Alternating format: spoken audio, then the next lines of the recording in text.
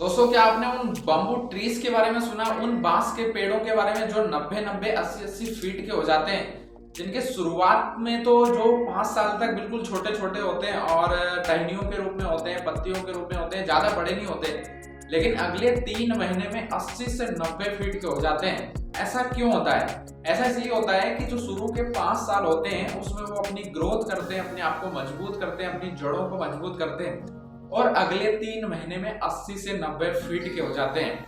ये उनकी मजबूती को दर्शाता है। ये कहानी राहुल द्रविड़ ने यंगस्टर को एक बार सुनाई थी। युवाओं की एक पब्लिक स्पीच में उन्होंने ये कहानी सुनाई थी और आज इस वीडियो के अंदर हम उन्हीं राहुल द्रविड़ की जीवन के बारे में बात करने वाले हैं। राहुल द्रविड़, जिन्हें द बॉल दीवार के नाम से भारतीय क्रिकेट टीम के अंदर जाना जाता था, आज भी उनको जाना जाता है, जो भारतीय नए टीम के नए कोच भी हैं। उनकी जीवन की कहानी के बारे में इस वीडियो के अंदर बात करेंगे और उनकी लाइफ से कौन सी 5 बड़ी बातें हैं जिनको हम सीख सकते हैं और उनकी लाइफ से 5 बड़ी बातें सीख के हम अपने जीवन में अप्लाई करके आगे बढ़ सकते हैं। उन 5 बड़ी बातों के बारे में इस वीडियो के अंदर बात करने वाले हैं। तो दोस्तों, मेरा नाम है संतोष यादव और स्वागत है आप सभी लोगों का हमारे चैनल द डायमंड टॉक पे। लर्निंग सीरीज के इस वीडियो में आज हम बात करेंगे 5 learning from Rahul Dravid the wall. सबसे पहले हम राहुल द्रविड़ के बारे में बात कर लेते हैं। 11 जनवरी 1973 को राहुल द्रविड़ का इंदौर में जन्म हुआ था। बाद में इनकी फैमिली बेंगलुरु शिफ्ट हो जाती है। राहुल द्रविड़ के जो पिताजी थे वो एक जेम बनाने वाली कंपनी में जॉब करते थे। माताजी इनकी प्रोफेसर थी और 1996 में इन्होंने अपने इंटरनेशनल क्रिकेट की शुरुआत करी थी और इंग्लैंड के खिलाफ लॉर्ड्स के मैदान में इन्होंने अपना पहला टेस्ट शतक लगाया था। 16 साल के करियर में यदि बात करें राहुल द्रविड़ की तो इन्होंने टेस्ट में 13,288 रन बनाए थे और उसके बाद वनडे में 10,000 से भी ज्यादा इन्होंने रन बनाए थे। और कहा जाता था कि राहुल द्रविड़ जब क्रिकेट की पिच पर होते थे, जब बैटिंग कर रहे होते थे, तो पूरी संभावना होती थी कि इंडिया जीतेगा और इंडिया कभी भी झुकेगा नहीं किसी भी टीम के सामने। द बॉल दीवार के नाम से जो है राहुल द्रविड़ जाने जाते थे। राहुल द्रविड़ के बारे में स्टीव वो कहते थे कि राहुल द्रविड़ को यदि आपने शुरुआत के 15 मिनट में यदि आउट कर लिया तो आप आउट कर सकते हैं, वरना उसके बाद आप बाकी खिलाड़ियों को आउट करने के बारे में सोचिए, क्योंकि फिर आप राहुल द्रविड़ को आउट नहीं कर पाएंगे। ये थी राहुल द्रविड़ की एक अलग क्वालिटी। राहुल द्रविड़ से पहली जो लर्निंग हमें सीखने को मिलती है वो ये मिलती थी कि डिपेंडेबल बनिए, भरोसेमंद बनिए, टीम के लिए भरोसेमंद खिलाड़ी बनिए, ताकि हर व्यक्ति आप पे भरोसा कर पाए कि ये बंदा कर सकता है। 2001 की बात है। 2001 में ऑस्ट्रेलिया जब भारत आई थी और ईडन गार्डन में जब टेस्ट मैच हो रहा था तो ऑस्ट्रेलिया को कभी भी हारती नहीं थी और उस मैच में किसी भी तरीके से इंडिया को उस मैच को जीतना था और जबरदस्त तरीके से राहुल द्रविड़ ने पूरा मैच खेला और इंडिया जीती भी। और सभी लोगों को याद है कि हरभजन सिंह ने उसमें बेहतरीन तरीके से बॉलिंग करी थी। वीवीएस लक्ष्मण के सभी को 281 रन याद है, लेकिन आप कुछ चीजें मिस कर रहे हैं और मिस ये कर रहे हैं कि राहुल द्रविड़ ने उसमें 180 रन की पारी खेली थी। अब आप कहेंगे कि ये कौन सी बड़ी बात है, 180 रन इतने बड़े खिलाड़ी है, मार ही सकते हैं, लेकिन मेन चीज ये कि वहां पर साझेदारी बहुत कमाल की हुई थी वीवीएस लक्ष्मण और राहुल द्रविड़ के बीच में और उस मैच को जीता। उससे भी बड़ी कमाल की बात यह है कि एक दिन पहले राहुल द्रविड़ को फीवर था, बहुत तेज बुखार था और उन्होंने प्रैक्टिस भी नहीं करी थी, खेलने की कोई संभावना भी नहीं थी। उसके बावजूद वो नंबर 6 पर उतरते हैं और वीवीएस लक्ष्मण के साथ साझेदारी करते हैं और उस मैच को वो जीतते हैं, क्योंकि वो नहीं चाहते थे कि किसी भी कंडीशन में इंडिया इस मैच को हारे। वो इस मैच को जीतना चाहते थे, इतिहास रखना चाहते थे, इसलिए फीवर के बावजूद भी इस मैच में वो उतरे और उन्होंने जबरदस्त तरीके से बैटिंग करी और इंडिया को जीत का स्वाद चखा दिया। तो लर्निंग नंबर 1 जो हमें सीखने को मिलती है वो ये मिलती है कि डिपेंडेबल बनिए, अपनी टीम के लिए एक महत्वपूर्ण बनिए, भरोसेमंद खिलाड़ी बनिए। और राहुल द्रविड़ से हमें यहाँ पर बहुत कुछ सीखने का मौका मिल जाता है। दोस्तों, 2016 में अंडर 19 का मैच था और वार्म अप मैच था टीम इंडिया का और टीम इंडिया के जो कोच थे वो राहुल द्रविड़ थे और अंडर 19 की टीम में वार्म अप मैच था कनाडा के खिलाफ और कनाडा के खिलाफ इंडिया ने इतना जबरदस्त तरीके से, भारतीय क्रिकेट टीम ने जो गेम खेला उसमें 372 रन से कनाडा की टीम को पूरी तरीके से हरा दिया। और इस हार से कनाडा के खिलाड़ी इतने टूट गए थे, अंदर से इतने भावुक हो गए थे कि वो रोने लग गए थे और ड्रेसिंग रूम में अंदर जाके वो आराम कर रहे थे और उसी समय इतने निराश हो गए थे और उन्हें लग रहा था कनाडा के खिलाड़ियों को कि हमारे लिए तो क्रिकेट बना ही नहीं है और हम कहाँ आ गए हैं।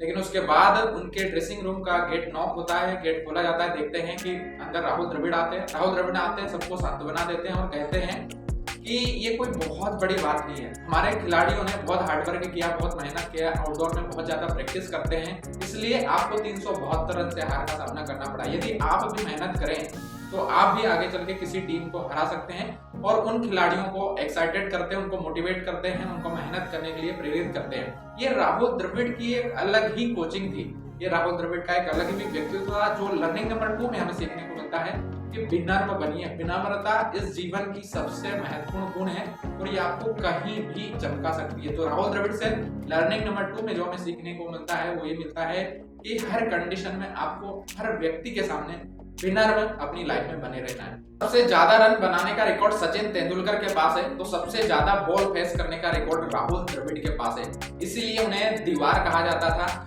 और किसी ने आर्टिकल छापा भी था और उसमें लिखा था, उनको बोला गया था द बॉल, और वहां पर राहुल द्रविड़ ने स्टेटमेंट दी, उन्होंने मुझे द बॉल कहा। इससे मुझे ये सीखने को मिलता है, मुझे ये समझ में आता है कि जब भी मैं रन नहीं बनाऊंगा तो बॉल क्रैक हो जाएगी और वहां पर मुझे वर्क करना है। द बॉल इसलिए भी कहा जाता था कि वो जब खड़े हो जाते थे पिच पर तो वो दीवार की तरह बन जाते थे, और द बॉल एक दिन में नहीं बना जाता। इसके लिए पैशेंस होना बहुत जरूरी है, धैर्य रखना बहुत जरूरी है। जब वो मैच खेलने के लिए पिच पर उतरते हैं, ग्राउंड पर उतरते थे, तो अपनी पारी को बहुत पैशेंसफुली, बहुत धैर्य के साथ खेलते थे। और किसी भी खिलाड़ी के अंदर टेस्ट क्रिकेट में धैर्य का होना सबसे बड़ी बात होती है कि यदि उसके अंदर पैशेंस है तो टेस्ट क्रिकेट में सक्सेस हो सकता था। और इसमें सबसे बड़ा नाम यदि टेस्ट क्रिकेट पे किसी ने कमाया है तो वो राहुल द्रविड़ ने कमाया था। इतना पैशेंसफुली जो है वो अपने क्रिकेट को जो है खेला करते थे।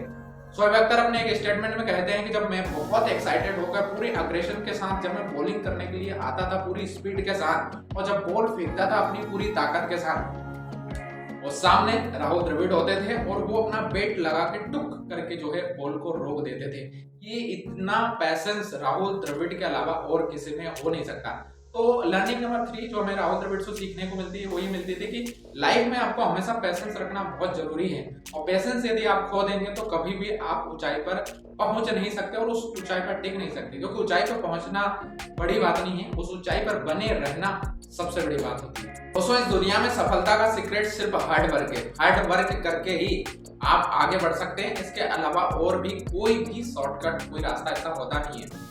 राहुल द्रविड़ के अंदर भी बहुत सारी कमियां थी, शॉट सिलेक्शन में भी बहुत सारी मिस्टेक्स थी, उनको डिफेंडेबल करने में भी बहुत सारी प्रॉब्लम्स आती थी। ये बहुत सारी कमियां थी जिन पे वो हमेशा वर्क करते थे और हमेशा लगातार प्रैक्टिस करते थे, लगातार समय बिताते थे प्रैक्टिस के दौरान और जबरदस्त तरीके से खेलते थे।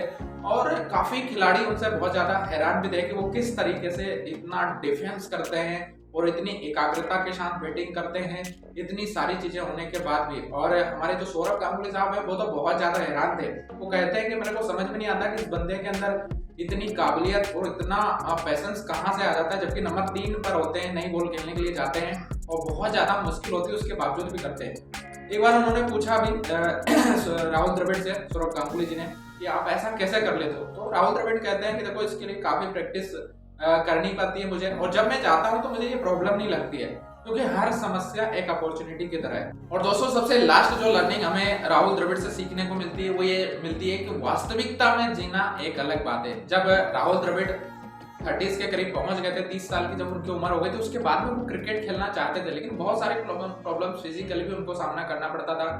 वो आई स्पेशलिस्ट के पास भी गए थे अपनी परफेक्शन को पाने के लिए। उनको लगता था कि मुझे ज्यादा पसीना आता है तो हो सकता है इसमें कोई बैटिंग्स में या मेरे शरीर में कुछ प्रॉब्लम तो नहीं है। तो उनकी पत्नी बताते थे कि इनके अंदर खेल के प्रति इतना जुनून होता था कि हर चीज पे वर्क करते थे। आई स्पेशलिस्ट के पास जाते थे, मांसपेशियों को लेके वर्क करते थे, वर्कआउट भी बहुत ज्यादा किया करते थे। और गावस्कर साहब कहते हैं कि परफेक्शन में यदि कोई सबसे बेस्ट और सबसे आगे यदि कोई जा सकता था तो वो सिर्फ राहुल द्रविड़ ही जा सकते थे। तो लर्निंग नंबर 5 जो हमें सीखने को मिलता है राहुल द्रविड़ से, वो ये सीखने को मिलता है कि अपनी जो वास्तविकता है, जो रियलिटी है, उसको स्वीकार करना है, और स्वीकार करने के बाद हमें अपने पैशन को फॉलो करते हुए जितना ज्यादा हम वर्क कर सकते हैं उतना करने की कोशिश करना है। तो दोस्तों, लास्ट में एक बहुत बेहतरीन किस्सा है। राहुल द्रविड़ साहब कहते हैं कि मुझे कोई टेस्ट में मैंने 10,000 से ज्यादा रन बनाए, वनडे में मैंने 10,000 से ज्यादा रन बनाए, ये कोई याद करे या नहीं करे, लेकिन सचिन के साथ जो मेरा रिलेशन रहा है उसको मेरे बेटे और पीढ़ी जरूर याद करेगी।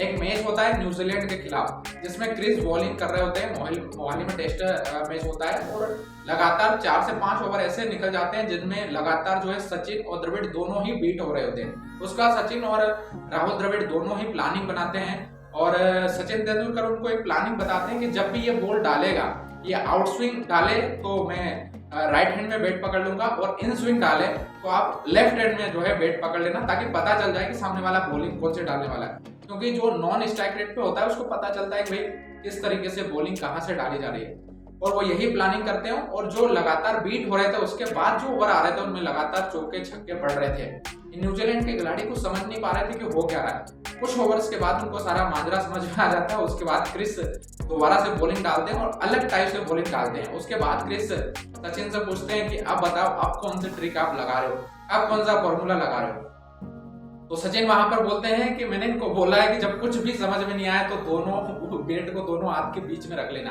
तो ये एक मजेदार किस्सा था राहुल द्रविड़ और सचिन तेंदुलकर के बीच में। राहुल द्रविड़, द बॉल, दीवार, सब कुछ कहे जाते थे टीम इंडिया के बारे में। तो आज का ये वीडियो था। वीडियो कैसा लगा कमेंट बॉक्स में जाके जरूर बताइएगा। इसी तरीके के लर्निंग सीरीज के वीडियो लगातार हम आपके लिए लेकर आते रहते हैं। तो वीडियो को लाइक करिएगा, कमेंट में जरूर बताइएगा और चैनल को सब्सक्राइब जरूर करिएगा। मिलते हैं फिर से किसी नेक्स्ट वीडियो में, तब तक के लिए bye, take care and see you soon. जय हिंद, जय भारत, बहुत बहुत धन्यवाद।